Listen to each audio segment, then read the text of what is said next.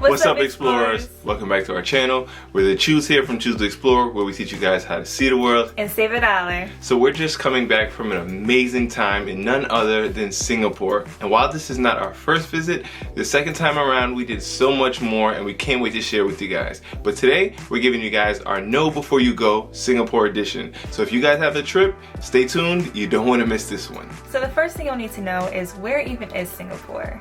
So it's actually a very small country in Southeast Asia. It's just south of Malaysia. And Singapore is a relatively new country. It just received its independence from Malaysia just over 50 years ago, and also was colonized by Britain. And Singapore actually was a shipping port, and a lot of people came there for fishing and other things like that.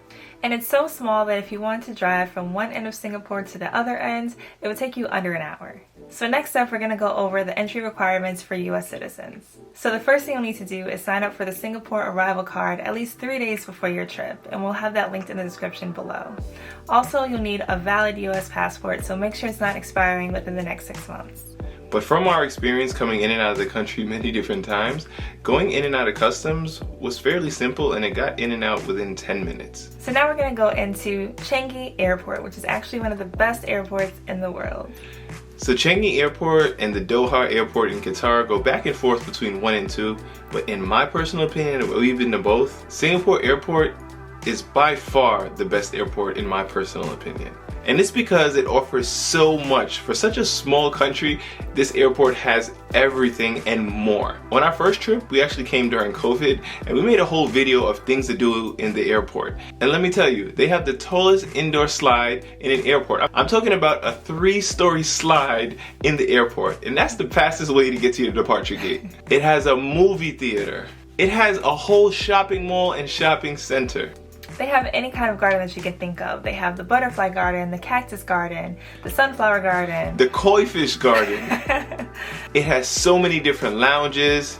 It has an airport swimming pool. But let me tell you, the big draw to the airport is the Jewel, which is the largest indoor waterfall in the entire world. And let me tell you, it is spectacular. It is amazing whether you go during the day or when it's lit up at night. But there's also so much more to see and do at the Jewel. So they have the hanging nets, the bouncing nets, the maze that you can go through, and so many more activities. From the first time we went to just recently when we went, things have changed so much. So I can only imagine what this airport is going to look like in a couple of years. So not only does Singapore have the best airport in the world, they also have one of the best airlines in the world as well. So Singapore Airlines. So we flew with Singapore probably 4 or 5 times, and every time we've always had an amazing experience, and we only flew in economy, so I can only imagine what their business and first class is like. But it definitely is spacious. They give you wet hand towels when you board, give you headphones, great onboard entertainment. But what really surprised me is I'm not really a fan of airplane food, but Singapore Airlines is the exception. I'm talking about they have the whole spread, and they feed you so much. Like in America, you gotta do so much in order to get, like flying from New York to LA, which is a 6-hour flight, they only give you a Biscoff cookie, if even. But you fly with Singapore, and they give you 6 meals in a 1-hour flight. It's crazy. You eat so much, and they're all amazing meals with desserts, everything. Yes. But my favorite part about this airline and also this country is that Singapore Air has a free stopover program. For us, that flight from New York all the way to Singapore is so long. It's over 20 hours. And having that stopover program is amazing because you get to get out, you get to stretch your legs, you get to explore a new city, acclimate to the different time zones before you go and explore more of Asia. And right in the Changi airport, they have different booths that have the stopover programs where they go out, they give you free tours, and you can go out and explore different things. We personally never did it because we like to go and explore on our own terms. But if you're here on a limited time on a stopover, it's a perfect way to do it.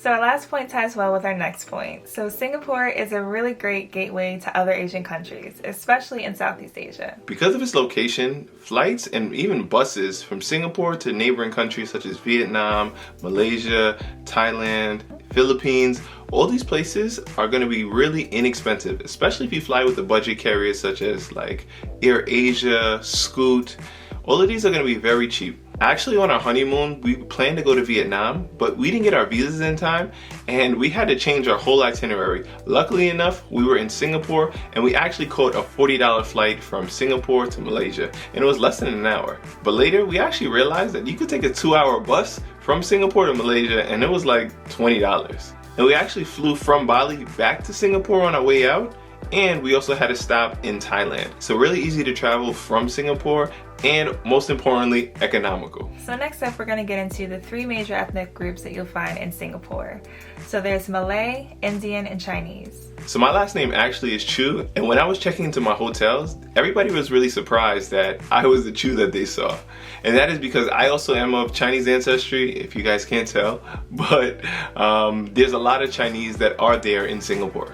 And it's really cool to just go through the different districts throughout Singapore and see all the different cultures, like when you go to Little India and Chinatown and Kampong Glam. So on this last trip, we visited a lot of the different regions in Singapore, and we really got to see how the different cultures affect the society. And it's really cool and interesting for sure. Our next point is about communications and language. So in Singapore, they actually have 4 main languages. So if you go and you look at signs, you'll see all 4 languages on pretty much all of the signs, which is cool because you know that a lot of groups are catered to. But don't worry, if you guys are American or if you're an English dominant speaking person, you will not have a problem at all in Singapore. It actually, everybody that we engaged with spoke English. So it was phenomenal and super easy to navigate. I actually believe that Singapore used to be colonized by the British, so that's probably why a lot of the people do speak English here. Yeah, so English is one of the main 4 languages, so don't worry. So next up, we're going to go over how do you get around in Singapore. So in Singapore, there's many different modes of transportation that you can take. Because it's such a small country, you can walk to a lot of different places. Just be mindful that it is hot, but there also will be taxis around that you can go and get in, but those are going to be metered rides. Uber does not work in Singapore, but they do have something similar which is called Grab, which is going to be really useful and resourceful throughout your time in Southeast Asia. So our motto is see the world and save $1. So we found that the most affordable way to get around was through the MRT. And that's going to be the public transportation. And we loved it because it was really clean, it was affordable, and it could get you almost anywhere in the country. So you might be wondering, when is the best time to visit Singapore? So the first time that we went, we actually went in the summertime, so around like June, July, and it was very hot and very humid. Now the second time that we actually went during January, and again, it was very, very hot and very humid. So it's pretty much the same year round. A big reason for this is because Singapore almost runs right on the equatorial line, so it is hot and it is humid, and there really is no way of getting around it. Yes, and there's also sometimes unexpected downpours, so just come prepared with a rain jacket, light clothing, and be prepared that it's going to be very hot and humid. So something really cool about Singapore is that you can actually go to the southernmost tip of continental Asia, and this is going to be on Sentosa Island, right off the coast of Singapore. And if you get all the way to Palawan Beach, you can find this point. So when I think about Singapore, I think about the amazing metropolitan city. I never really see it portrayed as amazing blue, crystal clear water and beaches. And let me tell you, Singapore has it all. We actually walked over to Sentosa Island, but you also can take the cable cars across, and that's also really cool to do. And Sentosa Island is much more than just the beach because they also have so many amazing theme parks, and we're going to talk about that a little bit later on in this video as well. So next up, we're going to talk about the food in Singapore. So because Singapore has such a wealth of diversity, it is really reflected in their food. So here's a tip about navigating Singapore. While Singapore can be really expensive, the food doesn't have to be. And if you go to these hawker centers, you'll find many different types of food, many different flavors, many different aromas, and it will be relatively inexpensive. We actually went to a hawker center and we ate at a Michelin star restaurant, and our meal was like under $5, and it was the Hainan chicken, right? Yeah. Hainanese chicken. Yeah, Hainanese. And it was amazing. So go to Singapore and see the diversity through the food. So next up, you might be wondering, should you bring cash or is credit okay? So a good thing that we found is that Singapore is a very modernized city, and a lot of places will take your cards. Just be sure you have a card with no foreign transaction fees. Because many people do take cards, I originally took out 50 Singapore dollars, and I had a difficult time actually using my cash. We did go to a hawker center, but like we said, It was so inexpensive that it was really difficult for me to use all $50. So just take out just enough cash for any local spots that you plan to visit. So what we recommend is getting a Charles Schwab debit card, which has no foreign transaction fees and also reimburses you for any ATM fees abroad. This way you get the best rate and you can take money out anytime and not worry that you're being overcharged. So Singapore is relatively expensive, especially for Southeast Asia, which is known to be very inexpensive. And this really surprised us on our first trip. I don't know why it took me for surprise, because the movie Crazy Rich Asians is actually based on Singapore, so it kind of goes hand in hand. But there's a lot of amazing luxe activities that you can do here in Singapore. One of those things is going to be the Marina Bay Sands, which is a world-class luxury shopping mall which dominates the skyline. It actually has the largest infinity rooftop pool in the world.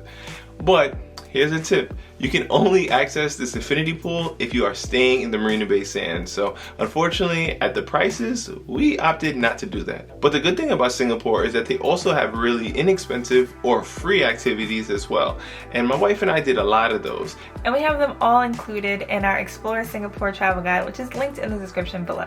And while we were talking about a lot of things are expensive in Singapore, one thing that I did love about Singapore is theme parks such as Universal Studios on Sentosa Island are a lot more affordable than they are in the United States.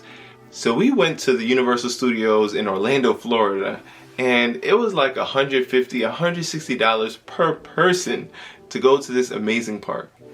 But what we found in Singapore, and also when we went to Osaka, Japan, is it's a lot cheaper. I remember tickets being like $60 or $50 for a regular day at Universal Studios. And it has a lot of the similar activities, but also some unique Singaporean, I guess, activities as well. But a really good activity for, especially if you have family and friends. Alright, so our next tip is going to help you save some money in Singapore. You definitely want to pay attention to this one. So if you spend over $100, you can actually claim a tax refund on those items, as long as you're purchasing from a store that participates in this program. So they usually have a tax-free sign listed outside of their store. Actually, here's a funny story. On our honeymoon, Liv saw a Louis Vuitton bag that she said she had to have. And I walked in there and I said, I don't think you really have to have it. But at this time during COVID, the US dollar compared to other countries was doing phenomenal.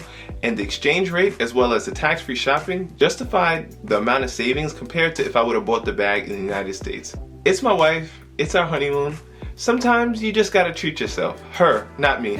I have a very difficult time treating myself, but she does not.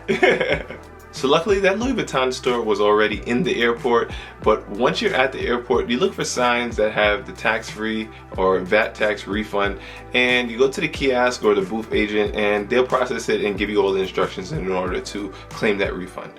So our next point is something that really caught me off guard. So us being New Yorkers, I typically am not impressed by cities at all, because New York, in my personal opinion, is the best city in the world, especially big buildings. But let me tell you, Singapore is super innovative. I'm talking about every second I was looking up and just amazed by the greenery growing from trees, the different shapes, the buildings, the architecture. It is a super innovative city. The Singapore Flyer, the Flower Dome, the Marina Bay Sands, the super trees, the innovation here are amazing. And here's a pro tip. If you head to Gardens by the Bay, which is another free activity where you can see the amazing super trees, at night, during specific hours, they have these amazing light shows where the super trees are dancing to different music. So now this is a pretty important point. So in Singapore, they actually use plugs type C, G, and M. So if you're coming from the United States, your outlets are not going to be able to plug into their walls. So you'll need a universal adapter. And we actually have the one that we use linked in the description below. And last but not least, we're going to go over safety in Singapore. So Singapore is one of the safest countries in the world. It actually has the strongest passport in the world, which is a testament to how amazing the people are here in this country. During our time, we had our cameras out, we were recording, we walked all over the country, and we never felt unsafe in our entire experience. However, we always do come prepared on all of our trips with travel medical insurance, and that's why we always travel with Safety Wing, and we have it linked in the description below. And if you guys made it all the way to the end of the video, we truly appreciate each and every one of you guys. Because you could be anywhere, but you're sitting here watching this video with us. So thank you guys. So please be sure to like, comment, and subscribe, and we'll see you guys on the next one.